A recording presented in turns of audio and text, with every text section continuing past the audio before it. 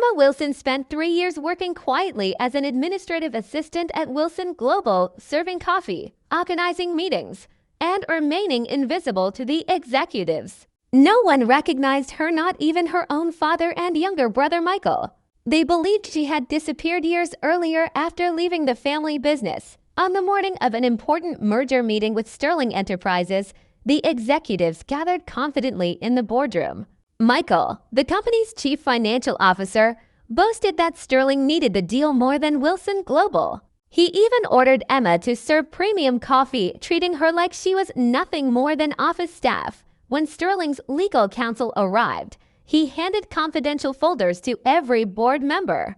Michael demanded to know where Sterling's CEO was. The lawyer smiled and replied that the CEO had been there all along. Emma calmly stepped away from the coffee station, removed her plain glasses, and announced that she was the owner and CEO of Sterling Enterprises.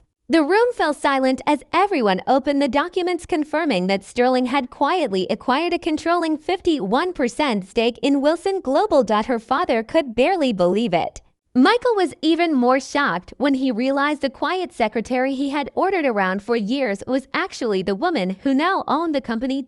Emma explained that while everyone ignored her, she had been carefully studying every department, every executive, and every weakness inside the business. At the same time, she had built Sterling Enterprises into one of the country's largest private investment firms. She then revealed the company's real financial condition. Michael had hidden enormous debts through shell companies, manipulated accounting records, concealed losses, and secretly risked employee pension funds to make the company appear successful. The impressive financial reports he proudly presented to the board were nothing more than carefully disguised fiction. Evidence filled the conference room. Bank records, audit reports, offshore accounts, and hidden transactions exposed years of financial misconduct. The board members quickly realized the truth and distanced themselves from Michael. Emma announced that, as majority shareholder, she was immediately removing him from his position as chief financial officer while regulators investigated his actions. She also reminded everyone that every employee deserved respect, whether they were executives or the person serving coffee. The news spread rapidly through the business world. Trading of Wilson Global stock was temporarily suspended while investigators examined the company.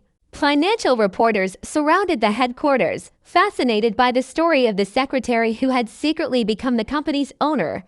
Emma immediately began rebuilding the business. Independent auditors uncovered even more fraud, including missing pension money, hidden liabilities, kickback schemes, and insider trading connected to Michael. Soon, government investigators launched criminal proceedings. Her father eventually visited her office, overwhelmed by everything that had happened. He admitted he had trusted Michael without question while overlooking Emma's abilities for years. Emma calmly reminded him that the problem had never been trust. It had been favoritism. While Michael had repeatedly been rescued after business failures, Emma had quietly built a successful company through hard work, innovation, and respect for her employees. Over the following months, Wilson Global changed completely.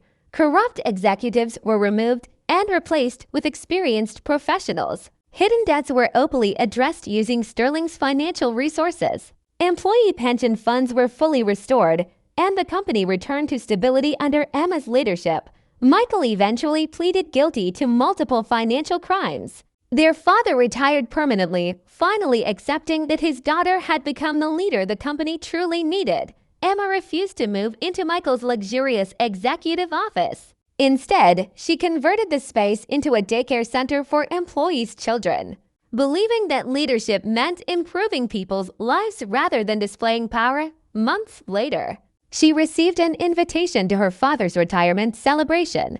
His handwritten note admitted that he finally understood the values she had tried to teach years earlier, building something meaningful, treating people with respect, and earning success honestly. Emma realized she had achieved something far greater than revenge.